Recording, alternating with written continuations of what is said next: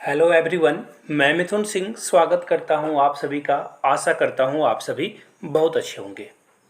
ये सारे क्वेश्चन जो भी मैं आज कराने वाला हूं बहुत इंपॉर्टेंट है आने वाले एग्जामिनेशन के पॉइंट ऑफ व्यू से। तो प्लीज़ पेन पेपर पे से नोट कर लीजिए, याद रखिएगा, ये एग्जाम में ज़रूर पूछे जाएंगे। तो चलिए वेरी फर्स्ट क्वेश्चन की ओर हम लोग बढ़ते हैं। स्वर्ण क्रांति का संबंध किससे है? आपको बस ये बताना है कि स्वर्ण क्रांति का संबंध किससे है। तो देखिए, स्वर्ण क्रांति का संबंध हनी जो प्रोडक्शन है उससे है, यानी कि शहद उत्पादन। ये रहा ऑप्शन नंबर बी, आपका करेक्ट आंसर हो जाएगा। अब देखिए, नीचे आप लोगों को कमेंट करके मैं ना कुछ और आपके लिए होमवर्क दिए जा रहा हूँ। आपको बस ये बताना है कि अंडा उत्पादन के लिए जो है कौन से क्रांति का नाम रखा गया है, मांस उत्पादन के लिए, तेल उत्पादन के लिए। तो नीचे कमेंट करके ये तीनों आंसर आप लोग नीचे कर दो, ठीक है। अगले क्वेश्चन की ओर हम लोग बढ़ते हैं। ओलंपिक पदक जीतने वाली पहली महिला पहलवान कौन है? तो देखिए, कर्णम मल्लेश्वरी जो है, इन्होंने क्या किया था, ये भार उठाने वेट लिफ्टर थी। और साक्षी मलिक पहली पहलवान है जिन्होंने पदक जीता है। तो राइट आंसर आपका ऑप्शन नंबर ए होगा। कर्णम मल्लेश्वरी भार उठाने वाली पहली महिला थी जिन्होंने ओलंपिक में पदक जीता था। याद रखिएगा, ये भी क्वेश्चन आपसे पूछा जाता है। और एक और क्वेश्चन मैं बता दूं नीरजा भनोट के बारे में। इन्हें जो है सबसे पहले अशोक, एक्चुअली प्रथम महिला थी जिन्हें अशोक चक्र से जो है नवाजा गया है। अशोक चक्र पाने वाली ये पहली महिला थी। इनके अद्भुत साहस के लिए इनको ये पुरस्कार से सम्मानित किया गया था मरणोपरांत। अगले क्वेश्चन की ओर हम लोग बढ़ते हैं। नेक्स्ट क्वेश्चन, यूकेलिप्टस वृक्षों की सर्वाधिक संख्या किस पहाड़ी पर है? आपको ये बताना है यूकेलिप्टस वृक्षों की सर्वाधिक जो संख्या है, नंबर ऑफ ट्रीज, वो कहाँ पर है, किस पहाड़ी पर है? तो देखिए, इसका जो राइट आंसर होगा वो होगा Nilgiri. Nilgiri is the right answer, B इसका करेक्ट आंसर होगा।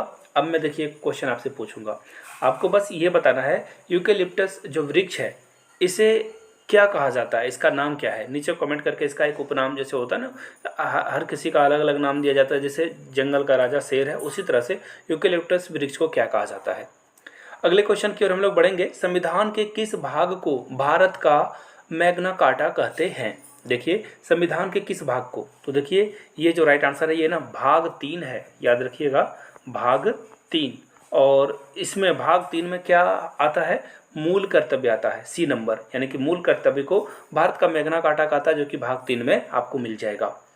अगले क्वेश्चन की ओर हम लोग बढ़ते हैं। दलहनों का राजा किसे कहा जाता है? तो याद रखिएगा, ये है मटर।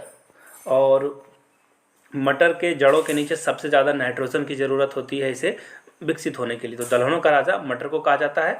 ऑप्शन बी, सब्जियों में आप लोगों ने मटर का बहुत उपयोग किया होगा। और एक और क्वेश्चन मैं बता दूं, सोयाबीन से पूछा जाता है बार बार। सोयाबीन के उत्पादन में सबसे अग्रणी है, सबसे बड़ा राज्य कौन है? तो यह है एमपी, मध्य प्रदेश में सबसे ज़्यादा सोयाबीन उगाया जाता है। बढ़ेंगे नेक्स्ट क्वेश्चन की ओर। भारत पृथ्वी के किस गोलार्ध पर स्थित है? तो देखिए, अगर पृथ्वी की बात की जाएगी तो सपोज कर लो कि ये आपका ग्लोब है, और ग्लोब में आपको मिलेगा यहाँ पे, यहाँ देखो, यहाँ पे मिलेगा, यहाँ पे जो है आपको दिख जाएगा अपना प्यारा भारत। अब देखिए, मैं कुछ और चीज़ें आपको बता दूं। ऊपर वाले को नॉर्थ बोला जाता है, ये नॉर्थ है। नीचे को साउथ बोला जाता है, ये बोला जाता है ईस्ट। और इसे बोला जाता है, इसे वेस्ट बोला जाता है, और इसे बोला जाता है ईस्ट। तो यहाँ पे देखिए आपको क्या दिखेगा, नॉर्थ ईस्ट में आपको कौन दिख जाएगा? नॉर्थ ईस्ट में आपको दिखेगा उत्तर पूर्वी में कौन? भारत। बी इसका राइट आंसर हो जाएगा। बढ़ेंगे अगले क्वेश्चन की ओर, जो कि आपके सामने ये रहा। भारत के प्रथम लोकपाल कौन है? भारत के प्रथम लोकपाल जिन्हें नियुक्त किया गया है उनका नाम क्या है? तो देखिए, पिनाकी चंद्र घोष इनका नाम है, याद रखिएगा इस बात को। और लोकपाल जो कानून है वो कब बना था? 2013 में, याद रखिएगा। अन्ना हजारे के आंदोलन के बाद लोकपाल का गठन किया गया था, भ्रष्टाचार के मामलों को जो है कम करने के लिए, भ्रष्टाचार देश में कम हो इसके लिए। अगले क्वेश्चन की ओर हम लोग बढ़ेंगे। यदि कोई सूचना दिए बगैर संसद से गायब रहता है संसद के सदस्य, तो उसकी सदस्यता कितने दिनों के अंदर खत्म कर दी जाती है या समाप्त मान ली जाती है? याद रखिएगा, यहाँ सूचना बिना सूचित किए हुए वाली बात है। अगर वो सूचित कर देता है कि मुझे फलाना काम है या फिर मेरी तबीयत ठीक नहीं है, तो उसकी सदस्यता रद्द नहीं होगी। याद रखिएगा, ये 2 महीने का पीरियड होता है। 2 महीने के अंदर अंदर आपको एनी हाउ प्रेजेंट होगा, सदन में जो है आपको प्रेजेंट होना होगा। राइट आंसर आपका डेज में देखा जाए तो ये होगा 60 दिन, यानी कि सी इसका करेक्ट आंसर हो जाएगा। बढ़ेंगे अगले क्वेश्चन की ओर। प्रथम राजभाषा आयोग का गठन कब किया गया था? प्रथम राजभाषा आयोग का गठन देखिए 1955 में किया गया था, याद रखिएगा 1955 में प्रथम राजभाषा का आयोग का गठन किया गया था। और देखिए इसमें 2 क्वेश्चन और इस तरह से पूछा जाता है राजभाषा से।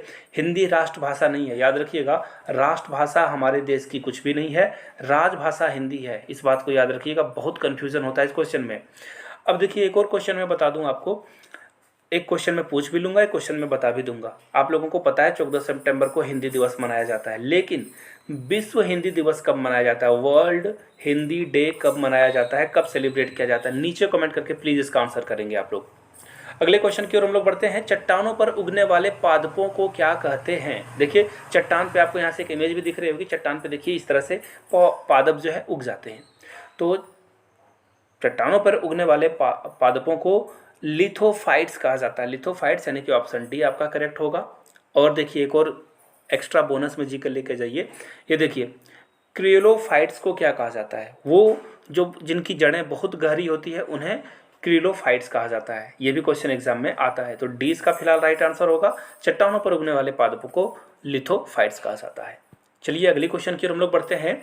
बर्डमैन ऑफ इंडिया किसे कहा जाता है। अगर आपने क्लास 10th में या 9th में शायद इनकी कहानी थी, मैंने पढ़ा था सलीम अली के बारे में। देखिए ऑप्शन ए तो सही है, सलीम अली जो कि बहुत सारे पक्षियों की देखभाल करते थे और बहुत प्रेम था उनका, इसलिए इनको बर्ड मैन ऑफ इंडिया कहा जाता है।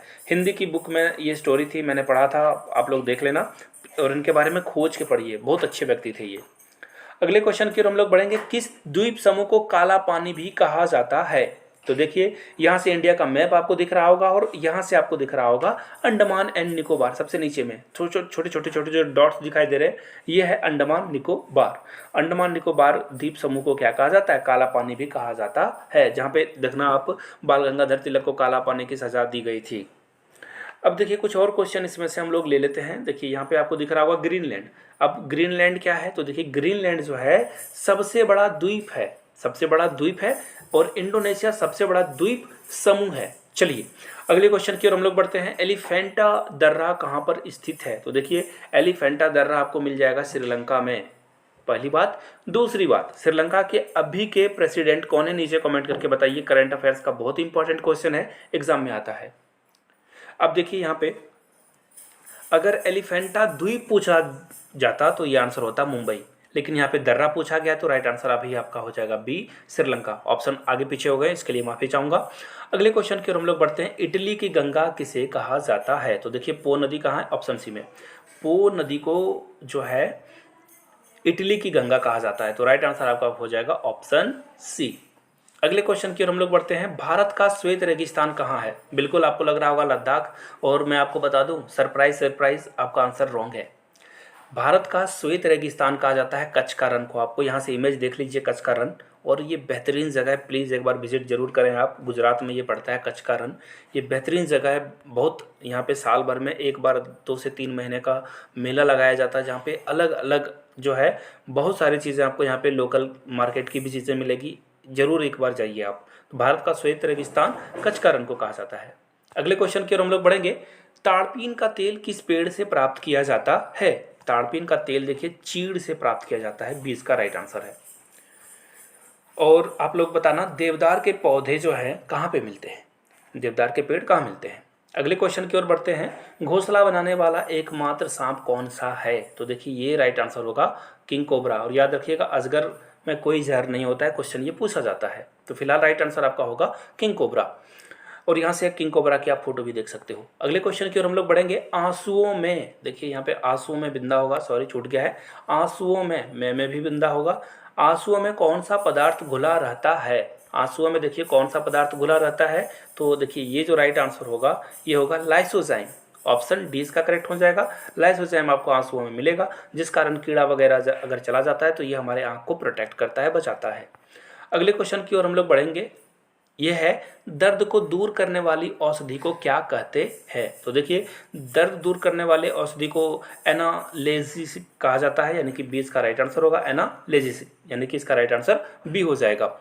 अब देखिए क्वेश्चन नंबर आखिरी। फलों के रस को सुरक्षित रखने के लिए क्या प्रयोग किया जाता है। जैसे आप माजा या फिर स्लाइस पीते हो, देखना उसमें आम के जो प्लफ है ना, यानी कि आम का गूदा जो डाला जाता है उसे, तो उसे प्रिजर्व करने के लिए यानी कि बचाने के लिए कौन सा एसिड का यूज़ किया जाता है या फिर क्या यूज़ किया जाता है? इन चारों ऑप्शंस में कौन सा राइट आंसर होगा, नीचे कमेंट करके बताइएगा। अगर आपको नहीं आता है तो नेक्स्ट वीडियो में आपको बता दिया जाएगा इसका आंसर। नए हो तो चैनल को सब्सक्राइब कर लेना है, घंटी वंटी का बटन नहीं दबाया है तो दबा लीजिए। वीडियोज़ चैनल पे आते रहेगी। Thank you so much for watching this video. Have a good day.